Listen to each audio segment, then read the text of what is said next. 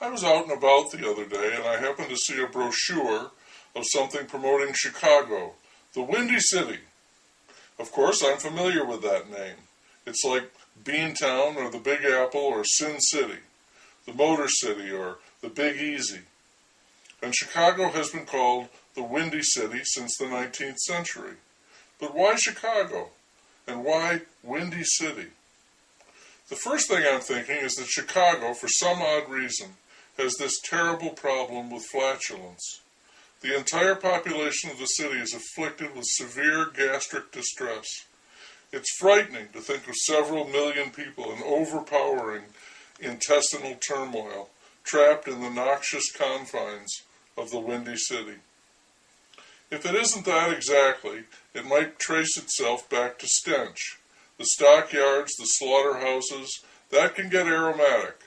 And the city fathers wanted it known, yes, we smell, but the wind blows it all away. It could be the weather, that breeze that comes off the lake, the one that some people call the hawk. But Chicago isn't the windiest city in the world, not by a long shot. It's not even the windiest city in America. And yes, I know that is true because someone, some agency or other, they really do keep track of that. They measure and record the average daily wind speeds in cities. And Chicago is not at the top. And yet Chicago is indisputably the Windy City.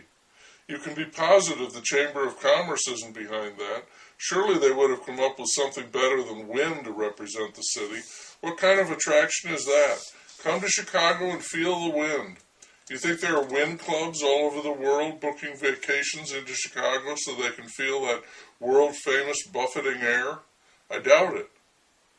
Some people think the name got pasted onto the city as a metaphor because people from Chicago like to brag, and they were always boasting about how great it was there.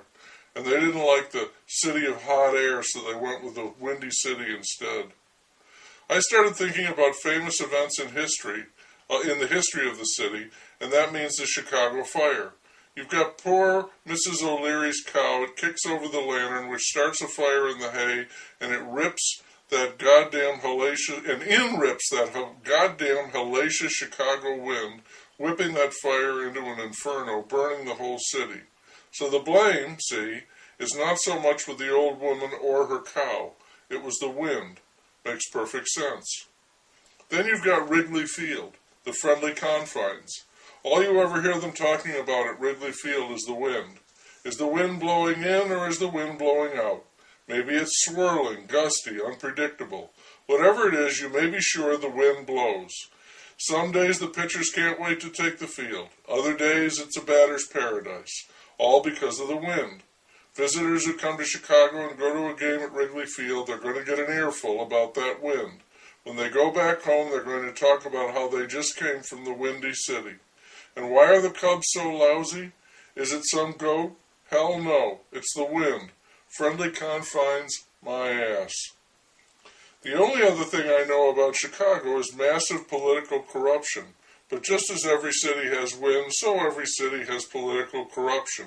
In fact, political corruption is a redundant expression. Chicago maybe has it down a little better. Their political corruption is more finely tuned and organized, but I don't know if you'd attribute that to the wind, unless we're back to hot air, blowhards, and politicians. Given a choice among the definitive possibilities, I'm going to go with my first inclination, the farts. I'm thinking about a big, sprawling, rough-and-tumble Midwestern metropolis where everyone is corking farts, freely, ripping great big heartfelt blasts. It's like something out of Jonathan Swift. In this chapter, Gulliver finds himself in the Windy City. They call it Chicago. Gulliver indulges, and thereafter enjoys the practice, believing it to be the expression of a good digestion.